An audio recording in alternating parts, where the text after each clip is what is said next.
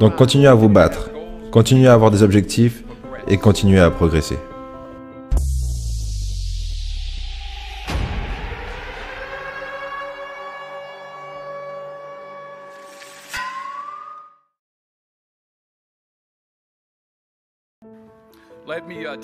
Laissez-moi profiter de ce moment pour féliciter chacun d'entre vous chaleureusement aujourd'hui. Vous êtes diplômés. Vous l'avez fait. Vous avez réussi. Félicitations à vous. Et en plus, vous l'avez fait par vous-même. Personne ne vous a aidé. Non, ce n'est pas vrai. Vous savez, c'est ce que je pensais quand j'étais jeune et que je commençais à réussir en tant qu'acteur. Je rentrais et je disais à ma mère, « Maman, est-ce que tu penses que ça va vraiment arriver ? Je vais devenir si connu, je vais pouvoir vous aider tous, et je pourrais faire ci et je pourrais faire ça. » Elle m'a répondu, « Mon petit, calme-toi tout de suite, calme-toi tout de suite. Calme-toi tout de suite. Si seulement tu savais combien de personnes ont prié pour toi, combien de groupes de prière elle a mis en place, combien d'habits de prière elle t'a donné, combien de fois elle m'a éclaboussé avec de l'eau bénite. »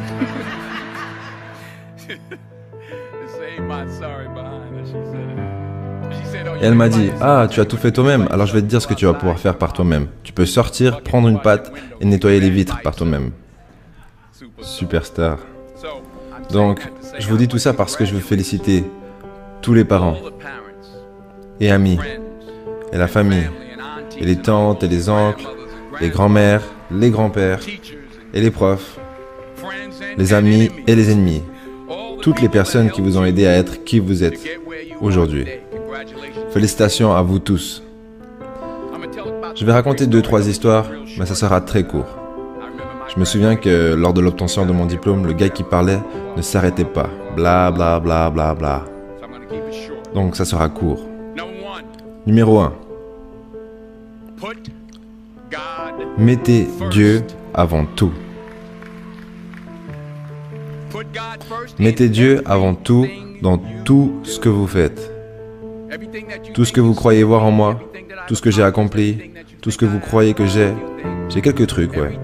Tout ce que j'ai, je l'ai grâce à la bonté de Dieu. Comprenez ceci. C'est un cadeau. Il y a 40 ans, le 27 mars 1975, ça fait il y a 40 ans depuis mars dernier, j'ai été expulsé de l'université avec une moyenne de 1,7. J'espère qu'aucun d'entre vous peut s'identifier à ça. 1,7 comme moyenne générale. J'étais assis dans le salon de beauté de ma mère. Est-ce qu'on appelle toujours ça un salon de beauté en fait?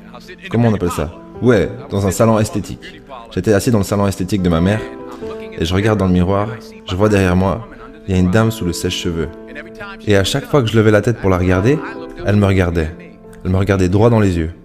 Je ne savais pas qui elle était et j'étais là comme ça et elle dit « Que quelqu'un me donne un stylo. J'ai une prophétie. » Le 27 mars 1975, elle m'a dit « Mon petit, tu vas voyager dans le monde entier et parler à des millions de personnes. » Alors que moi, je venais de me faire expulser. Je pensais peut-être rejoindre l'armée, je ne savais pas trop quoi faire en fait. Et elle vient me dire que je vais voyager dans le monde et parler à des millions de personnes. Mais j'ai voyagé partout dans le monde. Et j'ai parlé à des millions de personnes. Mais ce n'est pas la chose la plus importante que j'ai eue en termes de succès. La chose la plus importante, c'est que ce qu'elle m'a dit est resté dans ma tête depuis ce jour-là. J'ai été protégé, j'ai été dirigé et j'ai été corrigé. J'ai gardé Dieu dans ma vie et il m'a gardé humble. Je ne suis pas resté tout le temps avec lui, mais il est toujours resté avec moi. Donc restez avec lui, dans tout ce que vous faites. Si vous pensez que vous voulez faire ce que vous pensez que j'ai fait, alors faites ce que j'ai fait. Et restez avec Dieu. Numéro 2. Échouez grand. C'est exact. Échouez grand. Aujourd'hui, c'est le début du reste de votre vie. Et ça peut être effrayant. C'est un nouveau monde. C'est un méchant monde. Mais vous ne vivez qu'une fois. Donc faites ce qui vous passionne. Prenez des risques. Professionnellement, bien sûr. N'ayez pas peur d'échouer. Il y avait un vieux test de QI où il y avait 9 points. Et il fallait tirer un trait en passant par ces 9 points sans lever le stylo.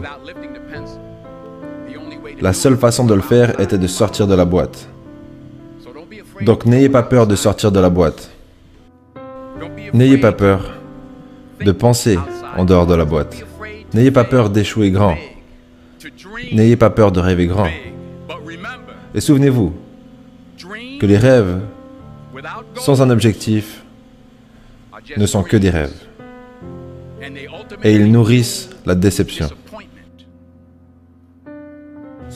Donc, ayez des rêves, mais aussi des objectifs. Des buts de vie, des buts pour l'année, des buts pour le mois, des buts pour la semaine, des buts pour la journée. J'essaie d'avoir un but tous les jours. Des fois, c'est juste de réussir à ne pas injurier quelqu'un. Des buts simples, mais ayez des buts. Et comprenez que pour accomplir ces buts, vous devez appliquer de la discipline et de la consistance.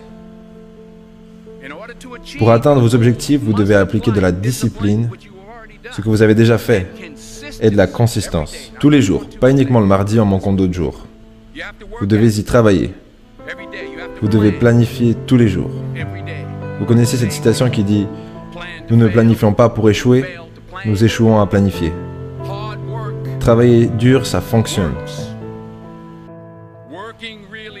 Travailler dur, c'est ce que les gens qui ont du succès font.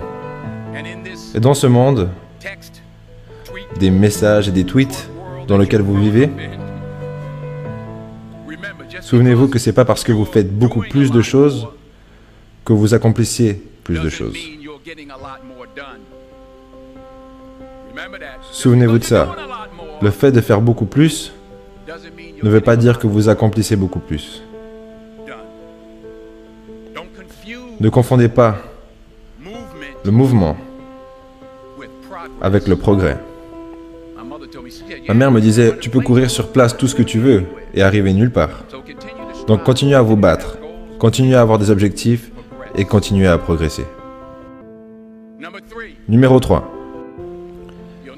Vous ne verrez jamais un camion de déménagement derrière un corbillard. Je vais le redire. Vous ne verrez jamais un camion de déménagement derrière un corbillard.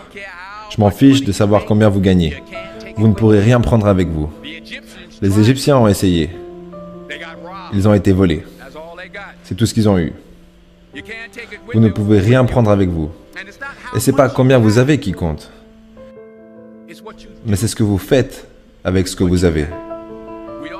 On a tous des talents différents. Certains d'entre vous seraient docteurs, d'autres avocats, d'autres scientifiques, d'autres éducateurs et d'autres infirmières. Oh, ok. D'autres pasteurs. La chose la plus égoïste que vous pouvez faire dans ce monde est d'aider quelqu'un d'autre. Pourquoi est-ce égoïste?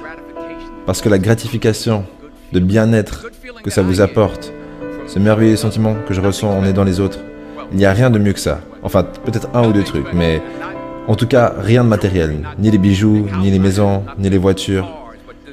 C'est le bonheur. C'est là où le bonheur se trouve, dans l'aide qu'on apporte aux autres. C'est là où se trouve le succès, dans l'aide qu'on apporte aux autres. Pour finir, je prie pour que vous mettiez vos pantoufles bien en dessous de votre lit ce soir. Pour que lorsque vous vous réveillez le lendemain matin, vous devez vous mettre sur vos genoux pour les attraper.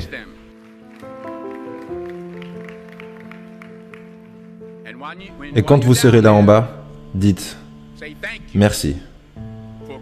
Merci pour la bonté. Merci pour la pitié. Merci pour la compréhension. Merci pour la sagesse. Merci pour mes parents. Merci pour cet amour. Merci pour cette gentillesse. Merci pour l'humilité. Merci pour la paix. Merci pour la prospérité. » Dites merci en avance pour ce qui est déjà à vous. C'est comme ça que j'ai vécu ma vie, et c'est l'une des raisons pour lesquelles je suis où je suis aujourd'hui.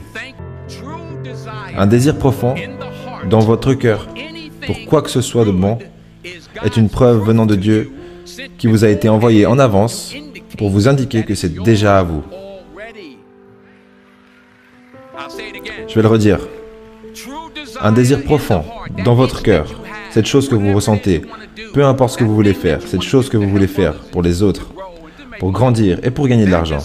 Ce désir, ce sentiment, c'est une preuve de Dieu qui vous a été envoyé en avance pour vous indiquer que vous l'avez déjà. Et tout ce que vous voulez de bon, vous pouvez l'avoir. Donc, réclamez-le. Travaillez dur pour l'obtenir.